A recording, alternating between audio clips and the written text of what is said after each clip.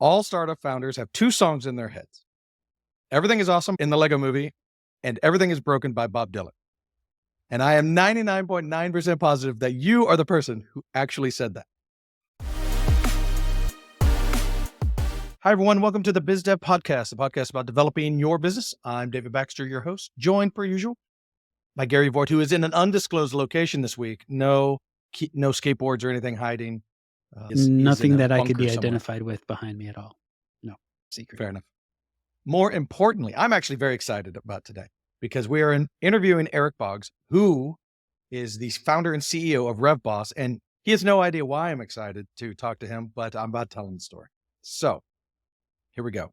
I have said the quote, and I have never attributed it correctly in the 2 years we have done this podcast. The quote is as follows. All startup founders have two songs in their heads. Everything is awesome in the Lego movie, and everything is broken by Bob Dylan. And I am 99.9% positive that you are the person who actually said that. And that makes me so excited to talk to you. Welcome to our show. That's a great welcome and a great intro. And that definitely sounds like something I would have. Is that something you say often? You did. I will tell you the story in just a moment. But do you say that often, or was that a one off the cuff kind of thing? Is that built in? I don't know that I say it often. I will say that my number one business analogy framework is Carolina basketball. My number two business analogy framework is music and references to Grateful Dead songs or Bob Dylan songs or what have you. So yeah, I probably will, because that sounds like, pretty clever and pretty funny. That's good. That's a great quote. Great. Okay, so here is the story. Well, and the reason why I'm so excited about it, because I can't tell you how many times that quote has been inspirational to me, because, and this is why I bring it up so many times on the podcast, on our little podcast, is because as a founder, you feel like you're failing all the time and you feel like you're succeeding all the time, and you can do both in the same hour. And if you don't realize that other people are going through that, then it's very lonely. And that's why that quote has always spoken so deeply to me. So you told me it, and you had just started RevBoss. We were in American Underground in Durham. I do not remember the event, but you were up there on the front doing a speech, and you were talking about the transition from your old company to RevBoss. And it was a new start. And I don't know how old RevBoss was at the time, maybe a few months, maybe a year. And we're going way back because your company is over 10 years old and my company is 11. So we're right there at about the same time. And you were giving a speech and you were excited because you were doing this thing and it was getting some legs underneath it. And you came out with this quote, and I was in the back of the room. You didn't see me at all because I was one of 500 people in the room. And I just, bam, it just spoke to me from there. So I've been quoting you accidentally for a decade. So there you go. That's so funny. That's so nice that you would remember that and say that and share that. But it is really true. And you talk about everything is awesome and everything is broken inside of the same hour. I will see your hour and raise you to like minute. Like once the business gets big enough, like the Slack messages are like, whoa, what amazing thing just happened. And 15 seconds later, crap. It happens that fast. And that has happened to me. It never stops feeling like weird and exhausting, but you just get used to it. Honestly, like at this point, impervious to it and just manage it a lot better. But yeah, it's weird, man. It's a weird work we've chosen. What I think of it as like having kids. When you have your first kid, every time they get a bump or a bruise, or they're not moving enough when they're sleeping on the monitor, freak out and you think they're dead and you have to go check on them. By the time you have one of our guys has 5 children, and it's like the 5th one, you're just like, yeah, it's fine. Whatever. He's fine. And I just have the first one take care of the 5th one. In his case, yes. But in startup part, it's not quite that dramatic, because it's like a year or 2 or 3 before you can start realizing that this is okay. And I think what helps me, and like I mentioned early on, was knowing that I wasn't alone. And that's one of the reasons we started this podcast. Was I was learning things. I've told this story a million times, but I started my company, and I was a good developer, decent designer, good developer, started the company. I had no idea how to be a businessman, just none. And so I started becoming a student of business And when I realized all these things I was learning, I was like, Gary, we should start talking about this stuff because everyone has to learn this from scratch every time. Every person starting a business has no idea how to run a business, and they need to know they're not alone. That's where this podcast came from, because it's so much harder when you think you're alone. And that's what's so interesting about our job. And you're right. Now I can have an hour period where everything wins and loses at the same time. And I'm just like, it's cool because I've been doing it a long time now. Yeah. And sometimes the wins stack up a lot faster than the losses. And sometimes the losses stack up a lot faster than the wins. But if you zoom out and you take a long enough view and you surround yourself with good people and believers and good customers, yeah, generally speaking, you can have more wins than losses. And that's just the name of the game. And I think about self-inflicted, everything is broken, right? You just get better at that aspect of it the further you get into it. But it is very true. It can feel like a lonely job at times, and it can feel like a really weird and confusing job at times. But it's also the best ever job I've ever had and will probably ever have.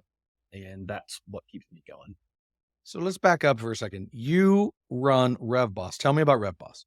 So we are a lead generation company and been in this business for a while. We've gone through a number of kind of stories and iterations, and we're in the midst of yet another reinvention with the business today. The sort of current primary product is an end-to-end full service outbound lead generation service. So it's email, it's LinkedIn, it's display ad retargeting. We work with software companies and business services providers like marketing agencies and accounting firms and PR firms and those sorts of things. And our clients buy software from us, data, expertise, execution, integration, all packaged in this one weird little product that puts leads on the calendar and deals with their pipeline. And there's about 45 of us or so on the team, I think. And we're really good at it and have been doing it for a long time. The new thing that we are working on is AI powered version of RevBoss. And we recently shipped a huge feature that's step one of probably 3 that's going to get us on that path. And we're trying to figure out how quickly we can get part 2 and part 3 plugged into the machine. We think they'll be faster than part 1. Part 1 is a feature that we've called Inbox, which is basically it's a robot that just reads and responds to your email. And we send a lot of email and we get a lot of replies every single day. And until very recently, every reply, a human would read it, a human would tag it, and a human would process it. And that's really good training data for an AI model. And now when a reply comes into a RevBoss email, an AI model reads it, tags it, and writes a reply. And a human, for now, approves the reply and sends the thing on the way. And just a few weeks since launching this with all of our customers, we're quickly learning, humans definitely don't approve it. It is very accurate and very correct tags. It needs a little bit more oversight when it's like book a meeting. It needs a little bit more oversight when David is like, hey, you should follow up with Gary. Like it can recognize that and it can CC Gary and BCC David, but sometimes that gets a little wonky. A machine that can manage like all of your appointment setting and sales email ping pong and hey, can you follow up in June kind of stuff? It's pretty powerful. And that's the direction that we're headed. And it's a really fun time to be the CEO of this business because it's like such a time of just interesting opportunity and change. I have a question. Okay, go ahead. Because I have a hard question that I want to ask. Go ahead. Big Pixel builds world-class custom software and amazing apps. Our team of pros puts passion into every one of our projects. Our design-infused development leans heavily on delivering a great experience for our clients and their clients. From startups to enterprises, we can help craft your ideas into real-world products that help your business do better business. My question is, while AI is the new hotness and everybody's trying to find a way to incorporate it into their business or trying to find a way to incorporate it into their client's business, it seems your use case is one of the ones that is exactly what AI is good at right now. So that seemed almost like a perfect fit. It's just automating the drudgery of sorting through emails and tagging and processing through. So I'm sure that's probably a huge help for your team. It is. And for our customers, a lot of times what we will hand off is like a meeting. Like it's easy. Sometimes it's, yeah, how about Tuesday at 4? Booked on the calendar, done. This is a clean and perfect execution of the RevBoss idea and promise. Yeah, my question Sometimes was, it's like, oh, actually, David, you should follow up with Gary, or hey, can you follow up in 6 weeks? And our clients don't do it. We're like, Oh. hey, that's true. you should do this work. And our clients are like, yeah, we're on it. No, they don't do it. And software doesn't forget. And it gets it right every single time. And so already we've seen an instance, like as soon as we deployed this and as soon as we started doing it for our customers, it was like the next day, an AI model generated a response. We sent it to the prospect and they're like, oh yeah, sounds good. How about we talk? And it's like, all right, if we can do this one time, we can probably do it a million times, because that thing that turned into a meeting for our customer absolutely would not have happened 3 days ago. And it's just because we built this system that can understand a basic set of tasks. And what makes it work is that the context is so narrowly defined. You're not going to get like a hallucination, or you're not going to get some of the crazy stuff that you see from a lot of other applications. Have you trained it on specifically just your data, like from your emails, Yes. from your clients' emails, and just those Yes. interactions? Okay. Yeah. And that's what's been so powerful, is that we've got millions of Yeah. records that we could train it on. Oh, this is a not interested. This is a lead. This is a colleague CC. This is a follow up later. This is a whatever. And so it's really accurate. And we built in support to teach it to reply like our customers, where we can say, hey, customer, when we get responses like this, how do you want it to respond? Let us know. And we can teach the model to respond like David from Big Pixel, or we can teach it to respond like Lindsay from Blast Media, or whoever from wherever. And so we think that it's really cool. And we think it's going to The personas thing is the other thing. Like the automated tasks and the personas, those seem to be working out pretty well. And the fact that it's not hallucinating is a big plus, because things can get pretty haywire if it's looking into other models to get the information. It definitely instead of just hallucinates. There's no doubt that if you give it too much rope, it will hang itself every time. So my question is, did you guys have this idea after ChatGPT exploded? Were you already working on it, or were you like, this is a cool tool, I have to use this in some capacity, and then you created your feature set? It was both. We knew that we had this process that was messy and manual and not nearly as effective as it needed to be. And so we knew the problem existed, and we knew there needed to be a solution. You might remember, like back in the day, like a few years ago, there was that product Amy. It was X.AI that was like, you just CC this email address, which was probably like 1,000 people in Bangladesh or something. Sure. That was like, oh yeah, I'll just book the meeting. And something like that is powerful, because I don't care how it works.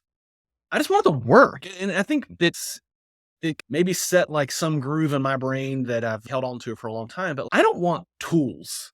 I don't want to buy a piece of product that I have to like log into and touch and use and push buttons and manipulate. I want something that just solves the problem that I never even have to look at or think about.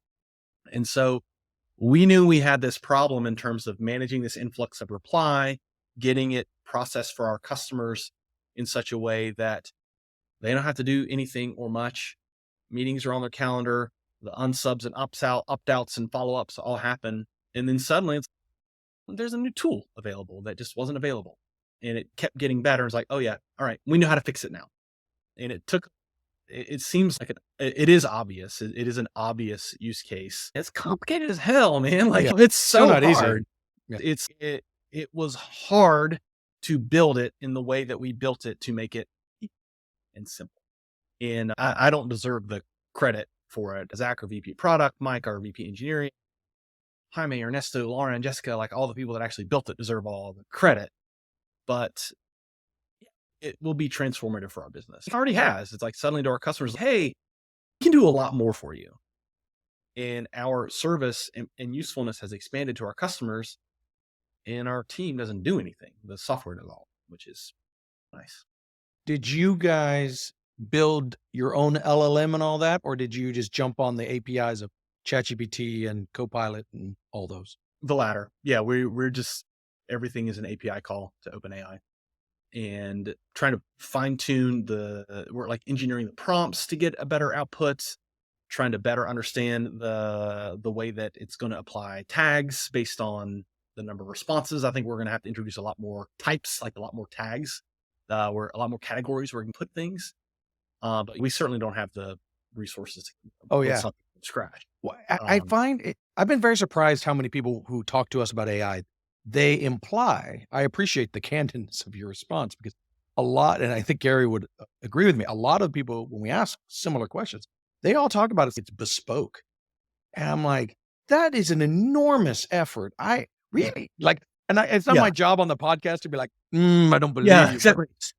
You're saying Not a good podcast guest Yeah. relationship there. well, it's actually you're lying or you're an idiot. Especially when their company's brand new and they're like, we've been working on this for a long time. It's like, really? 2 years? If I listened to some interview, it was probably Ezra Klein.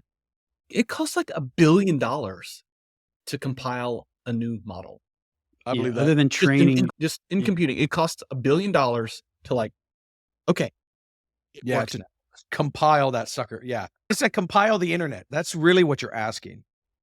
And I've said it before, I've been very surprised when it comes to AI. Not that if I would have imagined 5 years ago, if you would have told me how AI would have come to be, I would have assumed it would have gone little. It would have been an expert on something very small and became an expert and grew and grew. But no, it went the exact opposite. I know all things and now I have to tailor it in because if I don't tailor it in, it's going to start answering superhero questions. And I just want you to respond to my email, right? Because it knows all things Yes. that humans have ever written. That's, I guess, the best way to say that. But that's so weird to me because now it's like all the effort when we're doing research projects, we're still very early for our clients.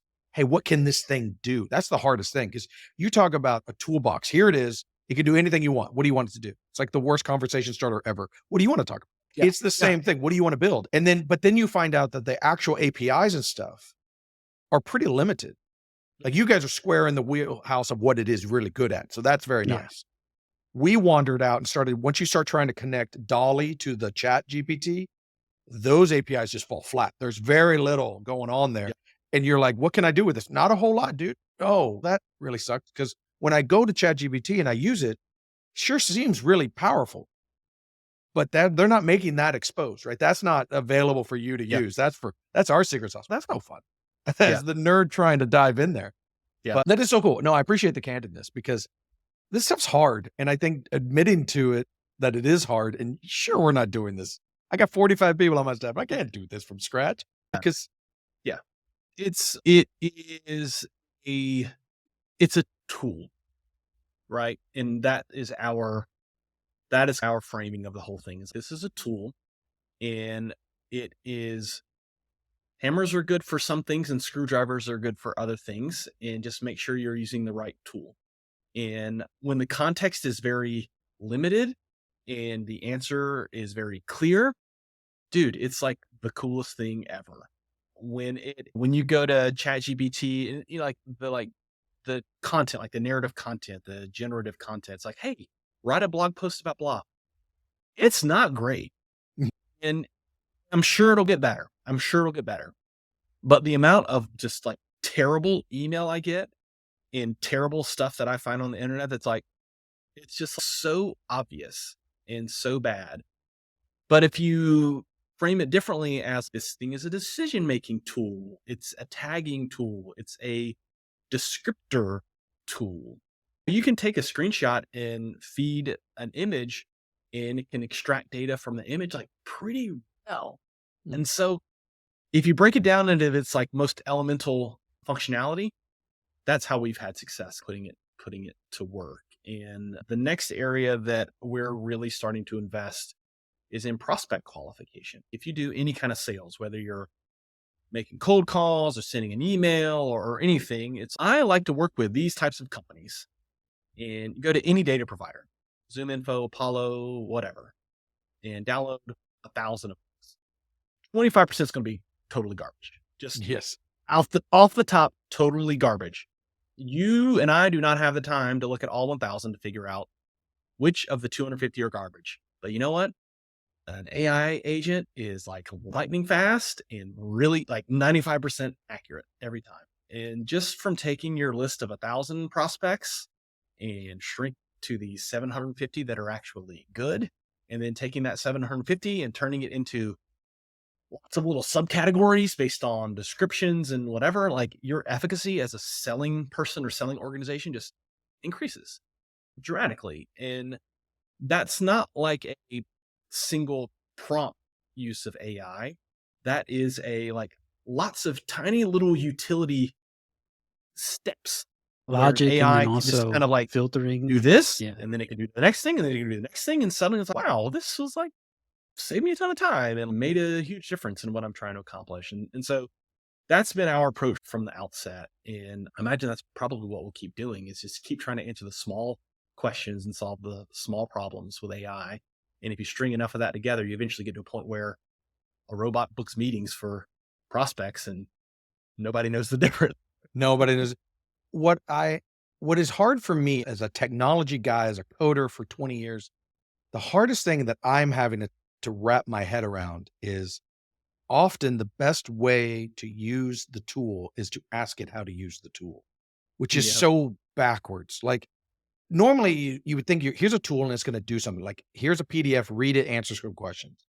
But what you can actually do is say, here's a PDF. What questions should I be asking?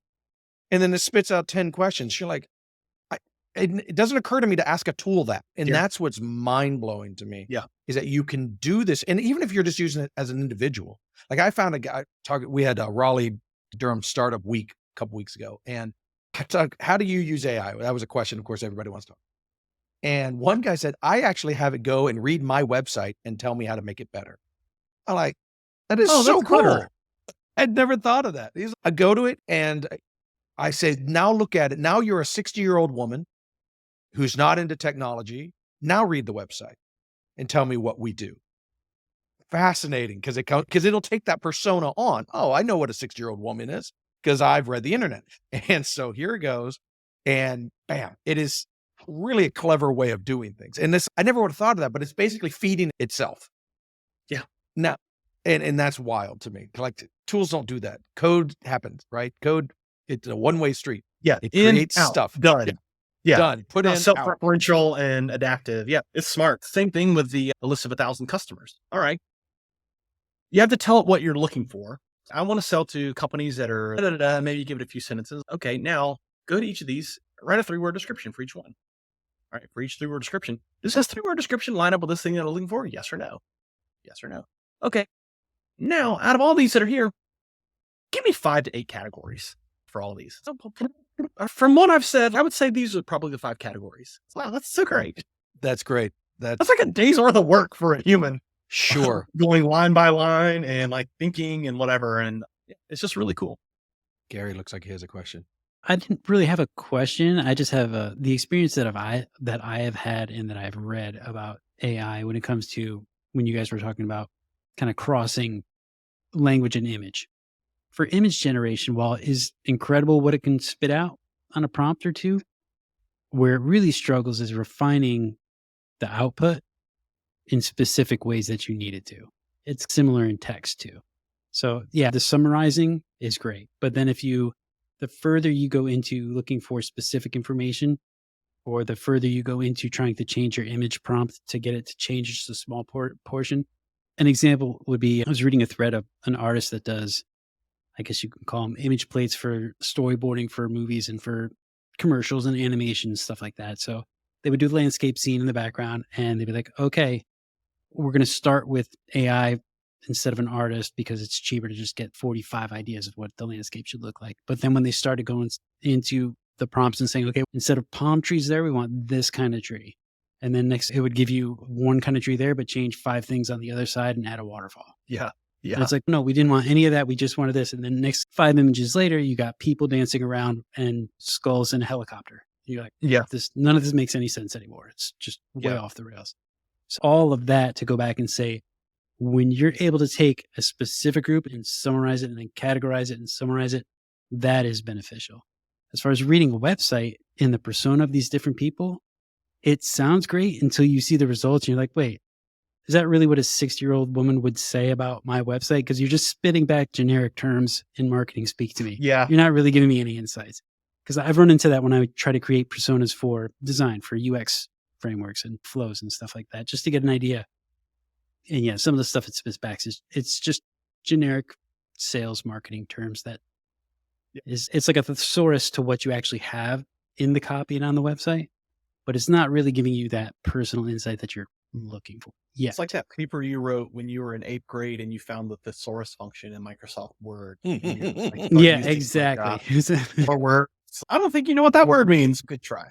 That reminds me of a Friends reference. Do you guys remember the one Joey found the thesaurus and he starts rewriting everything? Oh, sorry. My wife has memorized all Friends of episodes, so they're stuck in my head. That's a really funny one. That makes me old, right? It's weird. Friends references are now a sign that you are old because that show is 20-something years old now. But it had a revival when it came on streaming. And yeah, so there's a younger generation that became big fans too. So I feel talk about everything is awesome and everything is broken. That applies to parenting also. for And I sure. feel like one of the everything is awesome things that I've had going for me for the past couple years now is my 12-year-old son loves The Simpsons. And like we've watched like the like season 3 through 8 like golden age Simpsons episodes. We're probably like on round 3 or 4 of just like going through it. Like once his sisters are younger, they go to bed earlier and let's watch some Simpsons, dude. And That's awesome. yeah, it's one of plenty. those things where, like, yes, take a I know while. that a lot of these jokes are dated and aren't funny or even acceptable by today's sort of cultural standards. But man, that show is still really freaking funny. And I feel like I'm like doing my work to bridge the gap in terms of culture that should remain relevant for all time, at least with one 12-year-old boy. My daughter's almost 16, and my wife just had a similar moment. They watched Gilmore Girls together. And oh, come on, shut up, get out. That's a great show. Worst show ever. Anyway, get out. You're not allowed on here anymore. So what was sweet for me, like I'd seen it. We watched it back in the day. Me and my wife did when we were much younger. And so I would come and go. And I just happened to be there at the time they were watching the last episode. And they're finishing it up and they're both just bawling because Rory's going off and doing her thing and all that.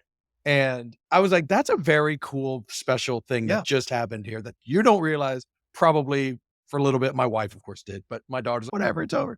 But that was very cool. So yeah, that's a very neat thing. Yeah. The equivalent to the quote that I mentioned earlier for parenting, there was it was a show, again, can't attribute anything. They said parenting is 90% hell and 10% heaven. And those 10% heaven, it makes it all worth it. And I'm like, that's about right. Especially when this guy had toddlers. So specifically toddlers. But anyway.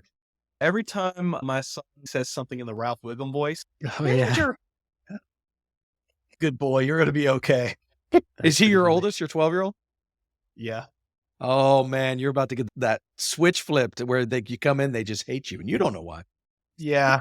Yes. Teenagers, We've man. been talking to him about it. Thomas, can you believe that 1, you're probably going to like girls, and 2, you're just going to be mad at me all the time. And he's just All like, the time. what? Yeah. I know it's crazy, but trust me, Doesn't it's make coming. any sense. Yeah, There's something coming for you and you have no idea. You're not equipped to handle it. you're not okay, man. Yeah. Teenagers, I always expected my daughter to be the hard one because everyone said girls are easier when they're little and they're harder when they're older. And boys are the opposite. Boy, not for my case. My boy just flipped a switch and just classic teenager sullen. And my daughter's, again, 16, she's in the thick of it and she's just, still wearing pixie dust and butterfly wings. Now she does cry a lot. There is a lot of crying in my house. And we don't even podcast. You might cry a little bit more. Oh, that's fine. That's nothing I've said here. I have not said in front of her. My favorite thing is she's so self-aware. She's crying. You're like, why are you crying? She'll go, oh. Yeah. You're like that. At least you understand. Yeah. That's very funny. I had a question that was more related to your company. If you want to get Boo. back to that. Yeah. Boring. There's Just a Homer because Simpson quote for you right I'm there. curious. Now, you've been around for about the same time, Big Pixel, 10, 11 years, right? And you said you have a team of 45 people. Are there 1 or 2 instances between you starting and now where it was just like a decision you had to make whether you're going to proceed forward or cut ties and bail. Did you ever come up to a roadblock like that where you had to actually just trudge through it or make a hard decision to keep going forward? Yeah, we raised a venture round to build a SaaS product. That was the original vision of RevBoss. And it's funny because now we're like doing it again and actually doing it, I would argue, and way better and more well-timed and better equipped and Yeah, managed you and learned. kind of everything. Yeah. But in we had burned through the venture financing and we had a product. It wasn't great. People weren't buying it. And it was definitely like, dang. And it wasn't like a surprise. Like you see it happening in slow motion over a period of months. And you just think, I know we're going to come up on it and we'll figure it out along the way. And more cards need to get turned over as we go. But it started to become pretty obvious that I'm either going to have to shut down this business, raise more capital on incredibly painful terms. That would be option 2. Or option 3 is like just get profitable no matter the cost. And yeah, we chose option 3. And our team went from like 10 to 5 and basically spent a year just trudging through the desert, just staying alive and making the business work and counting pennies. And there were times Stephanie, who was our one-person sales team, she's still our VP of sales today, was like, hey, I don't have the cash to pay the commission I owe you for this month. I promise I'm good for it. It's like that level of making it work. And we did. And that's what like hardens a team. And that's what makes you strong. And it's easy to look back on that time and be like, yeah, that's what made us. That was great. It was hard and it sucked, but it was necessary. And every person that was on that team then is still on the team today. And 4 of them have VP titles. I guess we went from 10 to 6. 4 people have VP titles that have been on the team for that long. And the reason that we've had the success that we've had is the leadership and management, not me, everyone else. And we would not have had that team had we not gone through that really hard moment and hard time. And yeah, it sucked, but it made us who we are. Made me who I am for sure, in terms of just grit and persistence and resourcefulness and all the things that you have to build a business. Just wanted to get a little bit of the Bob Dylan version of that quote. Yeah, man. We've had other companies and startups on here where a lot of them do have a pivotal moment like that, or a couple times where they're pushed backwards and they have to make a decision to move forward or just wrap up. And the ones that do move forward, like you said, they all seem to come out of it with a stronger team and a more focused vision, and then eventually a better company for it. Yeah, that was definitely a period of ain't no use jiving, ain't no use joking. Everything is broken. I love it. I think every company has that. I think the difference is a lot of founders don't have the vulnerability to admit it. And I don't think, honestly, that if you've only been rays of sunshine and rainbows and no rain at all in your entire company's thing, the longer you go through your company's life without any rain, as it were, I think the harder that rainstorm is because you don't have a clue what to do with it. I think if you hit those things early on, it battle hardens you. It makes you stronger. And if you go years and years, it's all perfect and beautiful. And then you get your first rain shower, it's a kick to the teeth. You just don't know what to do. And I think you got to have some of that early on. And I think it's good to be vulnerable to admit it because it's hard. Yeah, I think about founders that built their alpha product starting COVID summer 2020, spent 12 months. They built a beta prototype that was like cool and interesting. And then they hit the market to raise funds spring of 2021. And they were like, this is easy. I'm a genius. Oh, like every home fitness company. Yeah. Yeah, I'm a hero and I will conquer the universe. And nope. People go outside. Yeah. Nope. And I saw a really great message on LinkedIn from Jason Lemkin, the guy that runs the SaaStr podcast and SaaStr events or whatever. And it was like 2015, SaaS is hard. 2016, SaaS is hard, all the way down to 2021. This is the easiest thing ever. 2022, oh my God, that was amazing. And then 2023 was like, holy shit, what happened? And then 2024 was like, SaaS is hard. That's funny. And whatever. And I think that is, get back to the earlier sort of framing point of everything is awesome and everything is broken. That is just the perpetual state. And no matter how good it feels, it's never that good. And no matter how terrible it feels, it's never really that terrible.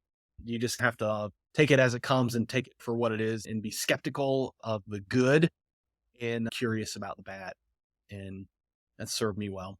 That leads us right to our final question, which is, from your experience and your knowledge, what are your top 3 pieces of advice for any new entrepreneur, new business, or startup?